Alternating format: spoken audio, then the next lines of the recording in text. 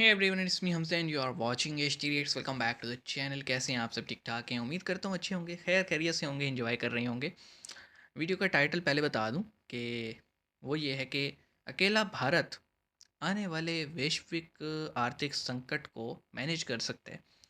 तो मेरे ख्याल में जो ग्लोबल इकोनॉमिक कंडीशंस और रिसर्च आने वाले हैं उसके बारे में ये वीडियो है। तो पहले वीडियो देख लेते हैं, फिर बात करेंगे। स्टार्ट करते हैं जी। 3 2 1 एंड गो। हेलो फ्रेंड्स, जय हिंद। हिंदुस्तान स्पेशल में आपका स्वागत है दोस्तों। भारत में ऑस्ट्रेलिया के उच्चायुक्त बैरी ओ फॉरेल ने कहा है कि सिर्फ भारत इस ग्लोबल क्राइसिस को मैनेज कर सकता है। उन्होंने आगे कहा कि भारत अकेला ऐसा देश है जिस पर आने वाले क्राइसिस का कोई असर नहीं पड़ेगा। उनके अनुसार भारत और ऑस्ट्रेलिया के मुक्त व्यापार समझौते से ऑस्ट्रेलिया जाने वाले छात्रों और स्किल्ड वर्कर्स के लिए अवसर बढ़ेंगे। एफटीए से दोनों देशों की अर्थव्यवस्थाओं को लाभ होगा, इससे विकास को बढ़ावा मिलेगा। उन्होंने कहा कि इस व्यापार समझौते के तहत ऑस्ट्रेलिया में प्रवेश करने वाले 96% भारतीय सामानों पर शुल्क को कम कर दिया गया है। इससे अगले 2 वर्षों से रोजगार में 100% तक वृद्धि होगी। दूसरी तरफ पाकिस्तान में अब आटे की कमी हो गई है और आटे की कमी होने के कारण पाकिस्तानी जनता अपनी सरकार को कोस रही है।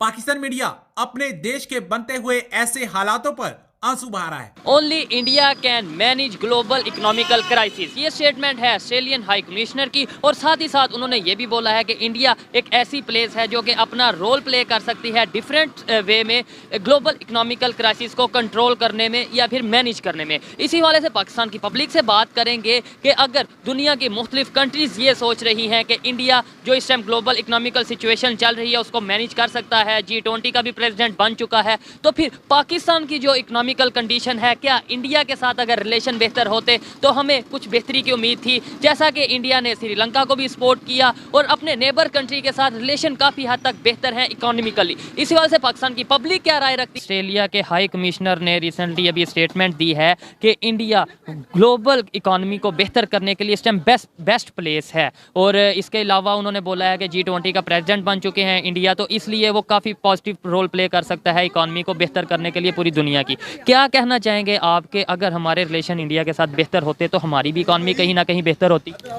हमारी इकॉनमी बेहतर हो सकती है, लेकिन हमारे जो इन्वेस्टर है ना पाकिस्तान का, वो मुखलिस नहीं है। क्योंकि वो इन्वेस्टमेंट करता है, वो कहता है कि मैंने इन पे एहसान कर दिया इस कौम के ऊपर।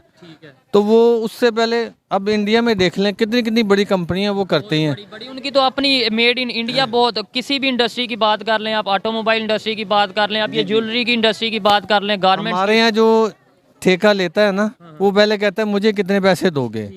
इसलिए जो ना वो यूरोप का जो और या मिडिल ईस्ट का कहीं का भी इन्वेस्टर है ना, वो पैसा नहीं लगाता। वो इसी वजह से पैसा नहीं लगाता। आप देख लें इंडिया के अंदर कितनी कितनी बड़ी कंपनियां जो हैं ना, वो सर्वाइव कर रही हैं अपने आप को। क्यों? कि वो उनके साथ फेयर चल रहे हैं। हमारे यहाँ फेयर नहीं चल रहे। वो पहले कहते हैं मेरा पेट भर दो, बाकी ये मरता है तो मरे। ठीक है, कमीशन का चक्कर आ जाता है। कमीशन का चक्कर आ जाता है, सीधी सी बात है। ठीक हो गया। क्या वजह है कि इस टाइम इंडिया दुनिया की मजबूरी बनता जा रहा है? मतलब कोई चाहते और ना चाहते हुए भी इंडिया की तारीफ करने पे मजबूर है। कोई दुश्मन है, कोई दोस्त है। जब दुनिया को नजर आ रहा है कि वो कितनी तेजी से ग्रो कर रहा है, कभी ऑस्ट्रेलिया तारीफ करता है, कभी यूके तारीफ करता है, कभी यूएस कहता है कि इंडिया हमारा बेस्ट अलायंस है।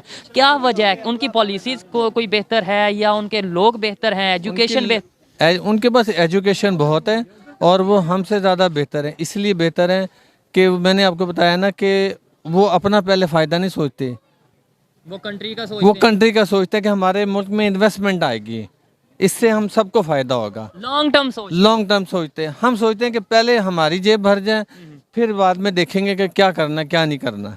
इस वजह से हम पीछे। हाँ जी। तो मेरे ख्याल में ये जो चचा जो थे माइक पे, इन्होंने जवाब भी खुद ही दे दिए। उसकी वजह कि इंडिया के पास रिसोर्सेज, फॉरेन एक्सचेंज, और फिर जो ऑस्ट्रेलियन कमिश्नर ने ये बात कही है कि सिर्फ इंडिया ही मैनेज कर सकता है, उसमें बहुत सारी वजूहत हैं। क्योंकि इंडिया जो है ना, उसने मेड इन इंडिया ये जो कंसेप्ट लेकर आए हैं, वो अपनी हर चीज़ खुद मैनेज कर रहे हैं भाई।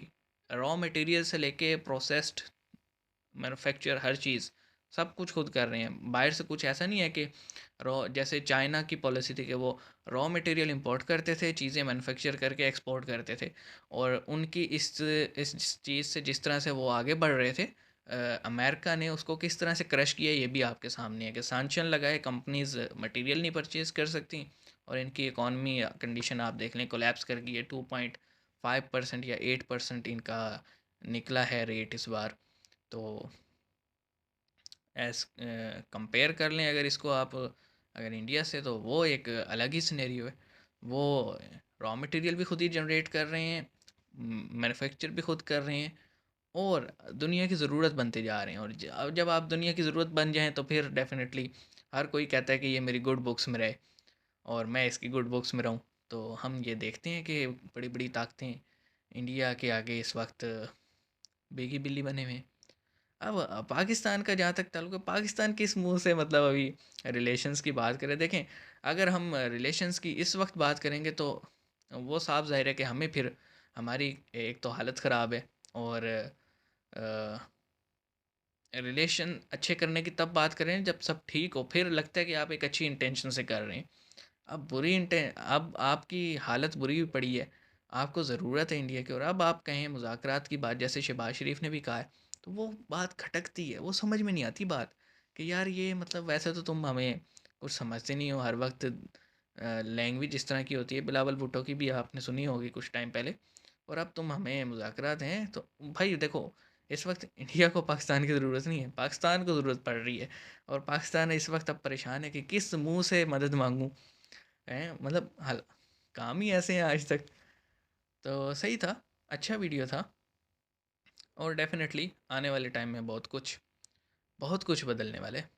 मतलब ग्लोबली जो हमें बड़ी बड़ी ताकतें नज़र आती हैं ना, बड़ा चेंज नज़र आएगा उनमें। तो आप क्या सोचते हैं इस बारे में कमेंट सेक्शन में बताइएगा। मिलेंगे नेक्स्ट वीडियो में, अपना ख्याल रखिएगा, सी यू गाइस।